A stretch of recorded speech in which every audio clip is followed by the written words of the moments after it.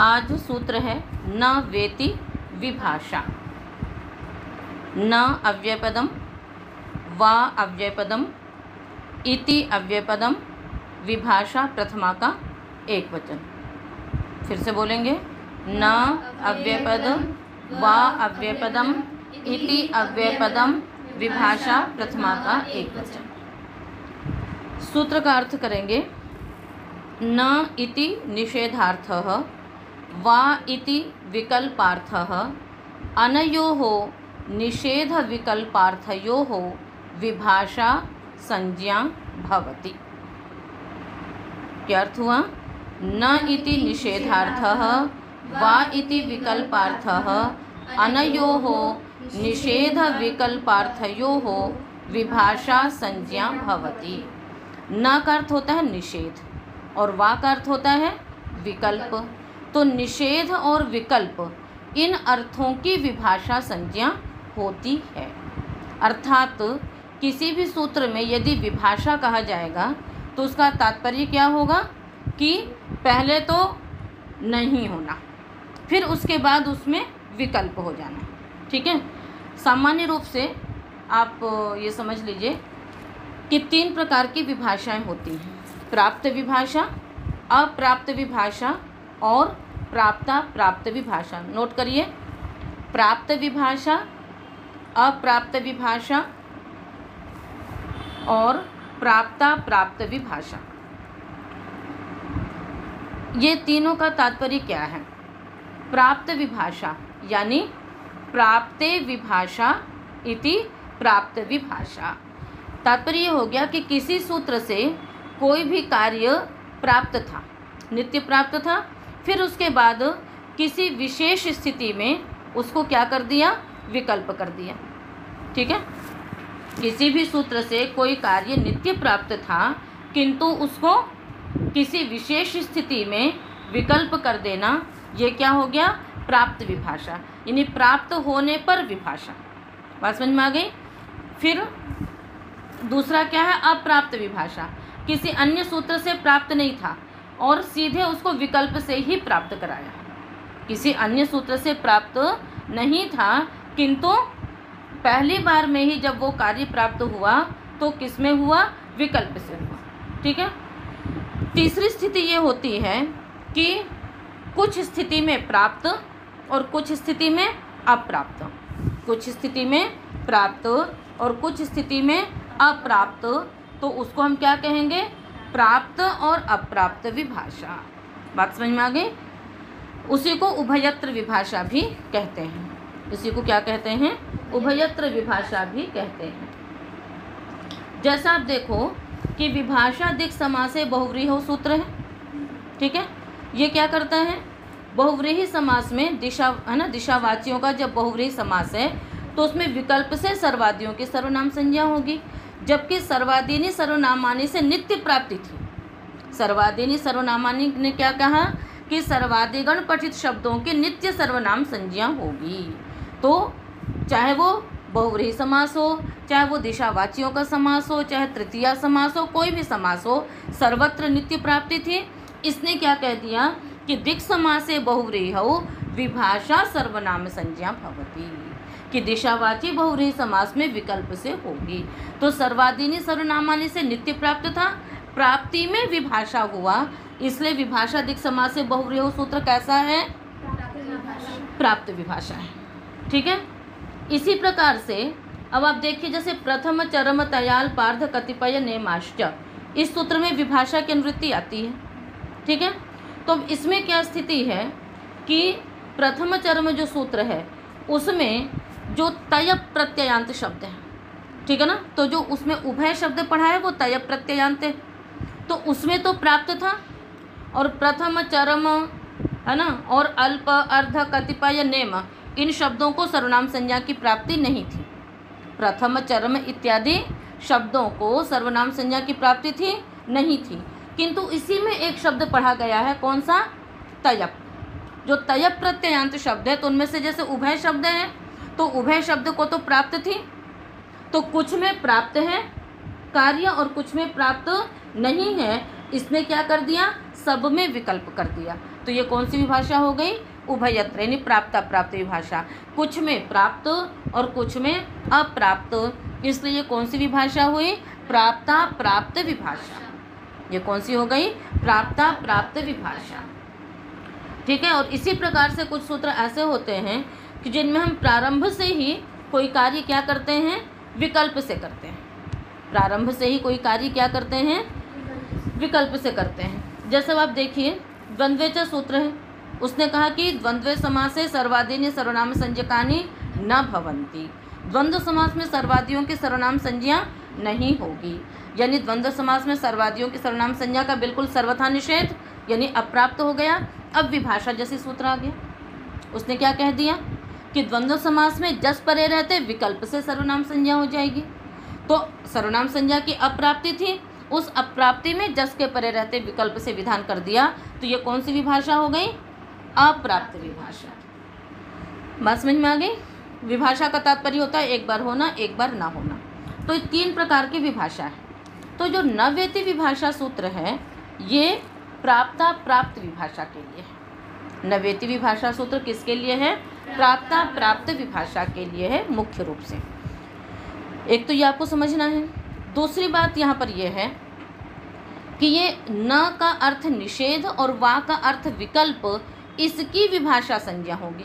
यहाँ पर शब्द की विभाषा संज्ञा नहीं हो रही है कि न की विभाषा संज्ञा हो या फिर वा की विभाषा संज्ञा हो, अभी तो किसकी हो रही है? न के निषेध अर्थ की और वा के विकल्प अर्थ की विभाषा संज्ञा हो रही है। तो ये अर्थ कहाँ से आ गया? आपने तरप और तमप प्रत्यय की घ संज्ञा की थी ना, तरप के अर्थ की नहीं की थी, तमप के अर्थ की नहीं की थी। बात समझ में आ रही है? कृत और तवतु की निष्ठा संज्ञा की थी, कृत और तवतु के अर्थ की निष्ठा संज्ञा नहीं हुई थी। इसी प्रकार से न और वा शब्द की सर्वनाम यहाँ विभाषा संज्ञा होनी चाहिए थी, पर यहाँ पर ऐसा नहीं हो रहा है। यहाँ क्या हो रहा है? न के निषेध अर्थ की हो रही है और वा के विकल्प अर्थ की हो रही है। तो ऐसा क्यों हो रहा है? तो इति शब्द इसमें जो लगा है ना सूत्र में, तो इति करणः अर्थ निर्देशार्थः। जिस भी सूत्र में हम इति करण कर देंगे, जिस भी सूत्र में इति शब्द आएगा, तात्पर्य क्या हो जाएगा? वहाँ पर उसके अर्थ का ग्रहण होगा। वहाँ पर उसके क्या होगा? अर्थ का ग्रहण होगा, शब्द के स्वरूप का ग्रहण नहीं होगा। जबकि लोक में इसका उल्टा है। लोक में यदि हम कहते हैं कि जलम इति आनय, तो फिर जल शब्द लाया जाता है, जल शब्द लिख करके कार्य करते हैं, किंतु हम सामान्य रूप से कहते हैं जलम आनय, तो आप क्या करेंगे? जल लिख करके लेके जाएंगे या जल पदार्थ लेके जाएंगे? जल पदार्थ लेके जाएंगे, ठीक है ना, जिसको पिया जाएगा, जो पानी है उसको लेके जाएंगे। किंतु यदि हम लोक में इति लगा देते हैं तो फिर वहाँ पर पदार्थ का ग्रहण नहीं होता है, केवल उस शब्द का ग्रहण होता है। किंतु व्याकरण में क्या होता है? सामान्य रूप से शब्द के अपने स्वरूप का ग्रहण होता है, किंतु यदि इति लगा देते हैं तो क्या हो जाता है? उसके अर्थ का ग्रहण हो जाता है। लोक और व्याकरण में ये अंतर है। लोक में यदि हम इति नहीं लगाते हैं तो उस शब्द के अर्थ का ग्रहण होता है, और यदि इति लगा देते हैं तो केवल शब्द के स्वरूप का ग्रहण होता है। किंतु व्याकरण में क्या है कि यदि हम इति नहीं लगाते हैं तो शब्द के स्वरूप का ग्रहण होता है, और यदि इति लगा देते हैं तो शब्द के अर्थ का ग्रहण होता है। बात आगे समझ में? इसलिए न वेति विभाषा सूत्र में क्या होता है? न का जो अर्थ है निषेध, वा का जो अर्थ है विकल्प, इन दोनों की विभाषा संज्ञा होती है। ठीक है ना? और ये दोनों एक साथ, ऐसा नहीं कि केवल निषेध अर्थ की आप विभाषा संज्ञा करेंगे। तो फिर होता क्या है कि जब प्राप्ता प्राप्त विभाषा होती है तो किसी में प्राप्त होता है और किसी में अप्राप्त होता है, किसी में प्राप्त और किसी में अप्राप्त। तो इस सूत्र से क्या होता है कि पहले सब में निषेध हो जाता है, जिसमें प्राप्त है उसमें भी निषेध हो गया, और जिसमें प्राप्त नहीं है वहाँ तो निषेध था ही। जिसमें प्राप्त था उसमें भी निषेध हो गया, और जिसमें प्राप्त नहीं था वहाँ तो निषेध था ही, यानी सबको पहले निषेध कर देते हैं ना, फिर उसके बाद क्या कर देते हैं? सब में विकल्प कर देते हैं। जिसमें प्राप्त था, नित्य प्राप्त था, उसको भी विकल्प कर देंगे, और जिसमें प्राप्त नहीं था उसको भी क्या कर देंगे? विकल्प कर देंगे। तो सबसे पहले तो ये क्रम भी है कि पहले ना से सबको निषेध कर देंगे, प्राप्त हो अथवा न हो सबको निषेध कर दिया। उसके बाद क्या कर देते हैं, सब में विकल्प कर देते हैं। तो इस प्रकार से ये सूत्र क्या है, विभाषा संज्ञा वाले ज़्यादातर जो सूत्र होते हैं जिनमें विभाषा शब्द होता है, कहीं कहीं पर अन्यतरस्याम होगा, कहीं वा होगा, ठीक है, किंतु विभाषा वाले सूत्र प्रायः करके क्या होते हैं, प्राप्ता प्राप्त विभाषा वाले होते हैं। और उनका तात्पर्य यही होता है कि जिनमें प्राप्त है और जिनमें नहीं प्राप्त है उन दोनों को पहले क्या कर दिया जाता है, सब में बराबर कर देते हैं, सबको निषेध करके बराबर कर दिया कि प्राप्त है तो भी नहीं होगा, नहीं है तो भी नहीं होगा, फिर उस बाद सब में क्या कर देते हैं, विकल्प कर देते हैं। तो इस प्रकार से निषेध और विकल्प अर्थ की विभाषा संज्ञा होती है। ठीक है, तो एक तो आप इसको ध्यान में रखेंगे कि 3 प्रकार की विभाषा है और ये सूत्र मुख्य रूप से प्राप्त अप्राप्त विभाषा के लिए है। तीसरी बात आपको ध्यान में रखना है, यहाँ पर ना का निषेध और वा का जो विकल्प अर्थ है उसकी विभाषा संज्ञा होती है। और ये अर्थ का ग्रहण कहाँ से होता है, इतिकरण से होता है। इतिकरणः अर्थ निर्देशार्थः, जहाँ जहाँ भी सूत्र में इतिकरण करेंगे वहाँ वहाँ शब्द के स्वरूप का ग्रहण नहीं होगा, अपितु किसका ग्रहण होगा, उसके अर्थ का ग्रहण होता है। ठीक है, तो ये विशेष बात थी इसमें। अब आप इसके उदाहरण देख लीजिए। शुशाव,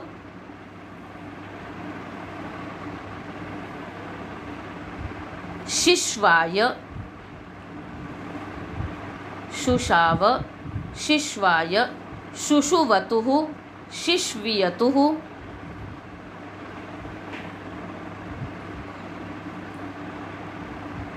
दक्षिणपूर्वस्यै दक्षिणपूर्वायै, दक्षिणपूर्वस्यै दक्षिणपूर्वायै।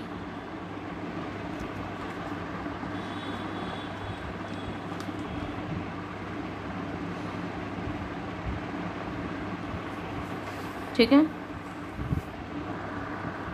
तो शुशाव ये कहाँ का रूप है,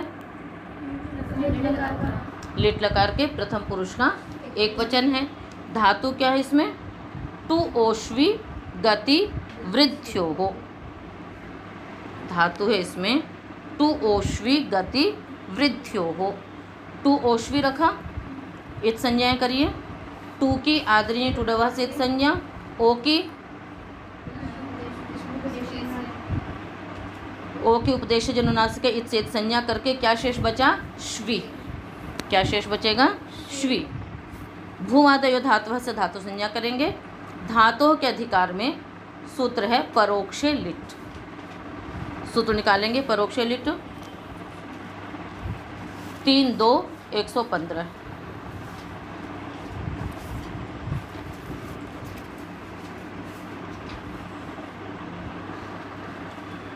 इसमें धातुओं का अधिकार है, प्रत्यय परश्च का अधिकार है, भूते का अधिकार है और उसके साथ साथ अनद्यतने का भी अधिकार है। तो सबसे पहले सूत्र का अर्थ करते समय पंचमी, उसके बाद यदि षष्ठी है तो षष्ठी, अन्यथा सप्तमी, फिर प्रथमा। तो आप लोग अर्थ करिए सूत्र का। पहले अनद्यतने लगा लेंगे। धातोः अनद्यतने परोक्षे भूते लिट् प्रत्ययः परश्च भवति। धातोः धातु से अनद्यतने परोक्षे भूते, अनद्यतन परोक्ष भूत काल में लिट् प्रत्यय होता है और वह परे होता है। तो हमने यहाँ पर क्या किया, श्वी आगे लिट लिया है, उसके पश्चात लिट के स्थान पे तिवाद्युत्पत्ति कर लीजिए, तिप कर लेंगे, श्वी तिप। पुनः सूत्र लगेगा परस्मै पदानाम णल तु सुस्थल थु सणल व माहा। ये सूत्र पहले भी आ चुका है, तो इसका अर्थ करेंगे।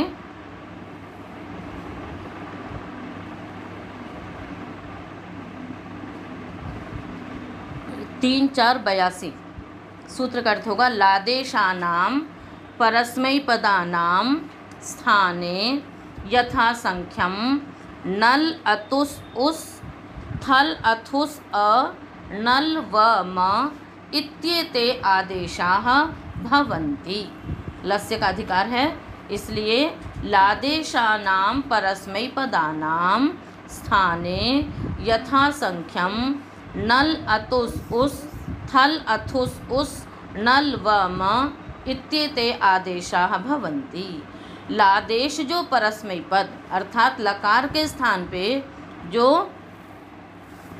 परस्मै पद है ना, इसमें 3 4 82 नंबर का सूत्र है और ऊपर से लिटह की भी अनुवृत्ति आ रही है सूत्र में, इसलिए क्या अर्थ हो जाएगा, लिडादेशानाम परस्मै पदानाम। ठीक है ना, लादेश भी कौन से लकार के स्थान पे, लिट के स्थान पे, अतः शुद्ध सूत्र का अर्थ होगा लिडादेशानाम परस्मै पदानाम।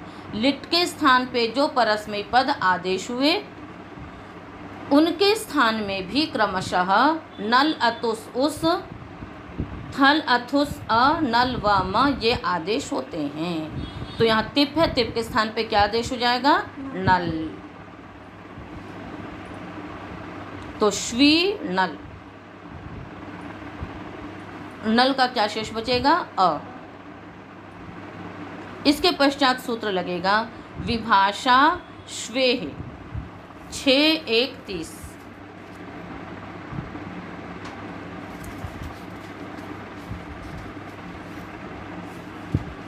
विभाषा श्वेः लिड्यंगों की अनुवृत्ति आती है इसमें, और संप्रसारणम की अनुवृत्ति श्यंगः संप्रसारणम पुत्र पत्योस तत्पुरुषे सूत्र से आती है। सूत्र का अर्थ है श्वी धातोः लिड्यंगोः परतः विभाषा संप्रसारणम भवति। श्वी धातोः लिड्यंगोः परतः विभाषा संप्रसारणम भवति। श्वी धातु को लिट तथा यंग के परे रहते विकल्प से संप्रसारण होता है। तो ये श्वी धातु है, लिट परे है, तो इसे विकल्प से संप्रसारण की प्राप्ति हुई। अब प्रश्न है कि विकल्प क्या है, विभाषा क्या है। तो नवेति विभाषा कि निषेध और विकल्प अर्थ की ही विभाषा संज्ञा है। ठीक है, तो पहले किसी भी सूत्र से प्राप्त था या अप्राप्त था, सबको इसने निषेध किया। उसके पश्चात विकल्प यानी एक बार होना और एक बार ना होना। तो हमने इस पक्ष में क्या कर लिया, संप्रसारण कर लिया। अब संप्रसारण क्या है, तो एक यणः संप्रसारणम, अभी आगे इसका सूत्र वही है। तो यणः स्थाने एक भूतः भावी वा तस्य संप्रसारण संज्ञा भवति। यण के स्थान में जो एक हो चुका अथवा होगा, उस वाक्य की ही क्या होती है, संप्रसारण संज्ञा होती है। अर्थात यदि हमने कहीं पर भी कहा कि इसको संप्रसारण हो जाता है, तो उसमें जो यण है उस यण के स्थान पे इक हो जाना, यही संप्रसारण होता है। ठीक है, तो यहाँ पर श्वी धातु है, श्वी को संप्रसारण करना है, तो श्वी में यण क्या है, व, उस व को इक हो जाएगा, तो स्थान मिलता जुलता लेंगे हम। तो व के स्थान पे क्या संप्रसारण होगा, व का स्थान क्योंकि ओष्ठ्य है इसलिए ई भी क्या होगा, उ। ठीक है, और या फिर यथासंख्य भी आप ले सकते हैं कि या के स्थान पे ई, व के स्थान पे उ, र के स्थान पे री, ल के स्थान पे री। तो यथासंख्य भी आप करेंगे तो भी यही क्रम आएगा, और यदि हम स्थानांतरात्मक परिभाषा से करेंगे तो भी उ ही संप्रसारण होगा। तो व के स्थान पे उ संप्रसारण हुआ, स्थिति क्या होगी, आधा श, व के स्थान पे उ और वी का जो ई था वो शेष रहा, तो स्थिति हो गई शु ई अ। क्या स्थिति हुई, शु ई अ। अब इसके पश्चात सूत्र है संप्रसारणाच्च। जब भी हम संप्रसारण करेंगे तो संप्रसारण तो केवल यण मात्र को होगा, उसके पश्चात अच बचा रह जाता है, चाहे वो अ हो, चाहे ई हो, चाहे जो भी हो। तो अब एक तो संप्रसारण का अण हो गया और दूसरा अच हो गया, तो यहाँ संप्रसारणाच्च सूत्र अवश्य लगता है। और सूत्र का अर्थ है कि संप्रसारण से उत्तर अच परे हो तो पूर्व पर के स्थान में पूर्व रूप एकादेश होता है। सूत्र निकाल लीजिए संप्रसारणाच 6.1.104। संप्रसारणात् पंचमी है, च अव्यपदम है, अचि की अनुवृत्ति आ रही है। सूत्र का अर्थ है संप्रसारणात् उत्तरः अचि परतः पूर्व परयोः स्थाने पूर्व रूपः एकादेशो भवति। संप्रसारण से उत्तर, तो यण के स्थान पे जो एक होना और एक हो चुका दोनों ही संप्रसारण कहलाएंगे। तो जो ऊ है वो क्या है, संप्रसारण। उससे उत्तर जो ई अच परे है, उन दोनों के स्थान में, पूर्व और पर के स्थान में क्या आदेश हो गया, पूर्व रूप एक आदेश हो गया। तो पूर्व में क्या है ऊ, तो क्या बन गया शु। शु आगे नल का अ है तो शु अ। अब जो नल है वो नित्य है, अचोनिति सूत्र लग जाएगा। नित्य नित्य प्रत्यय के अचोनिति सूत्र लगाने से पहले अंग संज्ञा करेंगे शु की, और फिर नित्य नित्य प्रत्यय के परे रहते शु जो अजंत अंग है उसको वृद्धि करेंगे। तो शु ऊ को क्या वृद्धि हो जाएगी, औ। औ वृद्धि होने पर क्या रहा, शौ। ठीक है, शौ आगे अ, अभी यही परिस्थिति रखेंगे। उसके पश्चात एचो या वायावह लगा लेंगे। एच के स्थान पे यहाँ पर औ है तो औ के स्थान पे आव आदेश हो जाएगा, तो शाव अ। इसके पश्चात सूत्र है लिटि धातु रनभ्यासस्य। हम जब भी लिट लकार का रूप बनाएंगे तो वहाँ पर लिटि धातु रनभ्यासस्य सूत्र से द्वित्व अवश्य होता है। तो लिटि धातु रनभ्यासस्य सूत्र निकाल लेंगे 6.1। एकाचोद्वे प्रथमस्य अजादेर द्वितीयस्य, दोनों का अधिकार चलता है। लिटि धातु अनभ्यासस्य सूत्र का अर्थ है अनभ्यासस्य धातोः प्रथमस्य एकाचः द्वे भवतः, अजादेः द्वितीयस्य एकाचः द्वे भवतः, लिटि परतः। अनभ्यासस्य धातोः प्रथमस्य एकाचः द्वे भवतः, है ना। अनभ्यास धातु के प्रथम एकाच को द्वित्व होता है, अजादी हो तो द्वितीय एकाच को द्वित्व होता है। कब, लिट के परे रहते। अनभ्यास का तात्पर्य क्या है कि हमने पहले द्वित्व न किया हो। यदि हम पहले द्वित्व कर देंगे तो पूर्वाभ्यासा से अभ्यास संज्ञा हो जाएगी, और हमें चाहिए अनभ्यास, यानी जिसमें हमने पहले द्वित्व न किया हो ऐसी जो धातु। ठीक है, यदि हलादी है तो प्रथम एकाच को द्वित्व होगा, अजादी है तो द्वितीय एकाच समुदाय को द्वित्व होगा। ये हलादी है, लिट परे है तो हमने द्वित्व किया। तो अब आप यहाँ पर शाव शाव द्वित्व नहीं करेंगे, यहाँ पर अब सूत्र लग जाएगा द्विर्वचन नीची। उस सूत्र की विशेष व्याख्या जब द्विर्वचनेची सूत्र पढ़ेंगे तब करेंगे। अभी आप इसको इतना समझें कि द्विर्वचन निमित्तक अच के परे रहते जो अजादेश होता है वह द्वित्व करने के प्रति पूर्व रूप को ही प्राप्त कर लेता है। क्या सूत्र कार्य करता है, द्विर्वचन निमित्तक अच के परे रहते जो आदेश है वह द्वित्व करने के प्रति पूर्व रूप आदेश को ही प्राप्त करता है। ठीक है, जैसे द्विर्वचन निमित्तक अच क्या हुआ, जिस अच को मान करके आप द्वित्व कर रहे हैं। किस अच को मान के आप द्वित्व कर रहे हैं, नल के अ को मान करके आप द्वित्व करेंगे। ठीक है, किंतु उसी नल को मान करके आपने क्या आदेश किया हुआ है, वृद्धि और आवादेश किया हुआ है। किंतु द्वित्व जब हमें करना होगा तो उस आदेश से पूर्व का रूप हो जाता है। बात समझ में?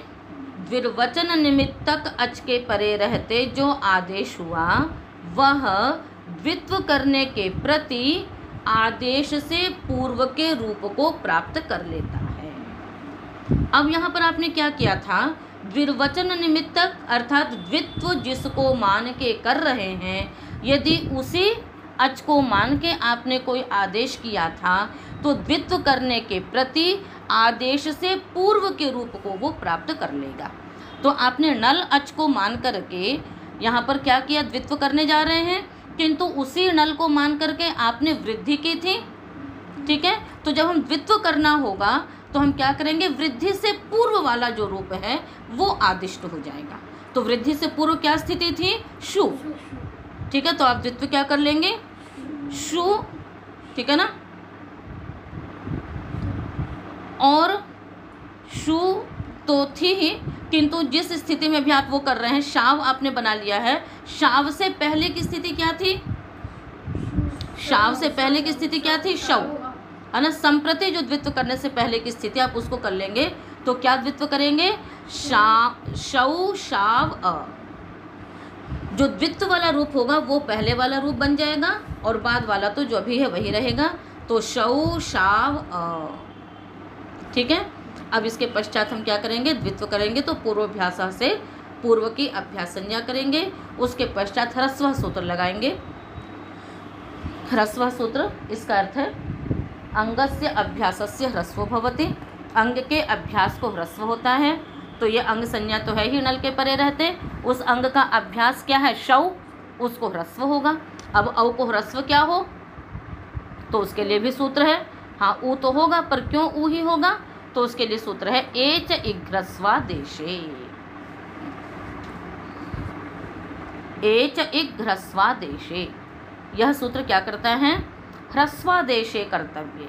यदि कहीं पर भी आपको ह्रस्व आदेश करना है ना, किसके स्थान पे, एच के स्थान पे यदि ह्रस्व करना है तो इक ही ह्रस्व होगा, अन्य कोई ह्रस्व नहीं हो सकता। नहीं तो औ को ह्रस्व हम अ भी कर सकते हैं, पर कहा नहीं, यदि एच को ह्रस्व करना है तो इक ही करेंगे। तो यदि ए आई है तो ई होगा, ओ औ है तो उ होगा। तो यहाँ पर औ है तो इसलिए हम क्या कर लेंगे, उसको ऊ कर लेंगे। क्या बन गया, शुशाव अ शुशाव हो गया।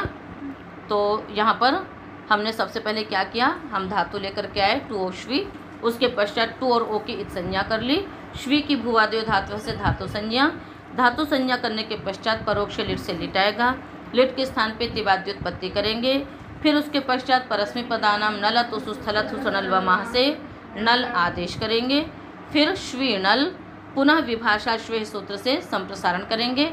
वहीं पर आप इस सूत्र को घटाएंगे कि विभाषा क्या है, तो निषेध और विकल्पार्थ की विभाषा संज्ञा है, इसलिए पहले सबको निषेध, उसके पश्चात विकल्प, अर्थात एक बार होना और एक बार न होना। इस प्रकार से करके फिर संप्रसारण किया हमने, संप्रसारण किया है तो इज्ञणः संप्रसारणम, यण के स्थान पे इक होना ही संप्रसारण है, तो व के स्थान पे उ, शु ई संप्रसारणाच से पूर्व रूप एकादेश, शु अ, पुनः अचोनिति से वृद्धि, एचो वायवा से आयादेश, शौ अ, लिटि धातु अनभ्यास से द्वित्व करने के स्थान पर विर्वचनेति सूत्र से, है ना, आदेश से पूर्व रूप की स्थिति, तो शौ शाव अ, ऐसा द्वित्व करके पुनः पूर्वाभ्यास और ह्रस्व लगा करके हमने क्या बनाया, शुशाव। तो इस पक्ष में तो हमने संप्रसारण कर लिया, और एक पक्ष होगा जब निषेध रहेगा कि संप्रसारण नहीं होगा, तब क्या रूप बनेगा, शिश्वाय। जब संप्रसारण होगा तो शुशाव, और जब संप्रसारण नहीं होगा तो शिश्वाय। बनाइए शिश्वाय। श्वी धातु है, श्वी आगे लिट, लिट के स्थान पर नल, यहाँ तक वही स्थिति रहेगी, श्वी नल, नल का शेष बचा अ, अचोनिति से वृद्धि करेंगे, श्वई अ, श्वई अ हो गया। उसके पश्चात वही आप क्या करिए, हाँ अब ये चो वाय वह नहीं लगाएंगे, यहाँ पर और दूसरी संधियाँ होंगी, तो रूपातिदेश द्विर्वचनेति से रूपातिदेश करके लिटि धातु ननभ्यास सस्य से द्वित्व कर लीजिए। क्या द्वित्व करेंगे, श्वी श्वई अ, फिर हलादि शेष मालूम है आपको, है ना, अभ्यासस्य आदि हल शिष्यते, आदि हल श है वह शेष रहेगा, व का लोप हो जाएगा।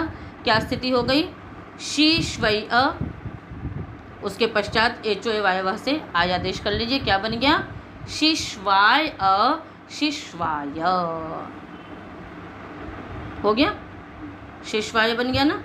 चलिए, तो शुशाव शिश्वाय। इसी प्रकार से द्विवचन में रूप बनाएंगे, शुशुवतुहु। शुशुवतुहु कैसे बनाएंगे, देखो, श्वी धातु रखेंगे, श्वी आगे अतुस, पुनः अतुस आएगा ना तस के स्थान पे, तो श्वी अतुस संप्रसारण करेंगे, और संप्रसारणाच से पूर्व रूप करके स्थिति क्या हो जाएगी, शु अतुस। फिर द्वित्व कर लीजिए, शु शु अतुस, शु शु अतुस हो गया।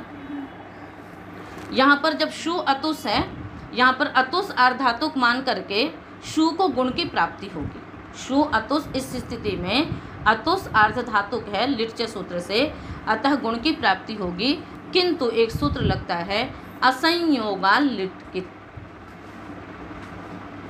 असंयोगा लिट्कित।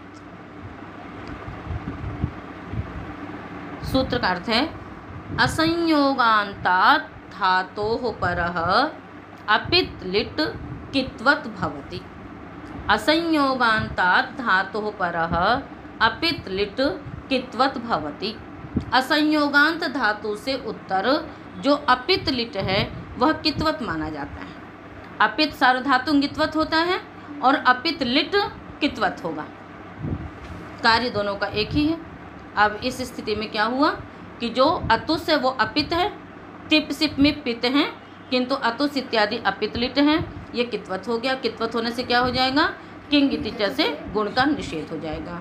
तब स्थिति रह गई शु अतुस, जब गुण नहीं हुआ। अब उसके पश्चात आपने द्वित्व कर लिया, शु शु अतुस, और उसके पश्चात अचिष्णु धातु भ्रुवाम युवोर यंगु वंगौ। सूत्र कई बार आ चुका है, इसका अर्थ भी आप जानते हैं, ठीक है। तो धातु के उवर्ण को अच के परे रहते यहाँ उवंग आदेश हो गया, तो शु शुव अतुस शुशुवतुः बन गया। तो शुशुवतुः बना, और जिस पक्ष में संप्रसारण नहीं होगा उस पक्ष में क्या बनेगा,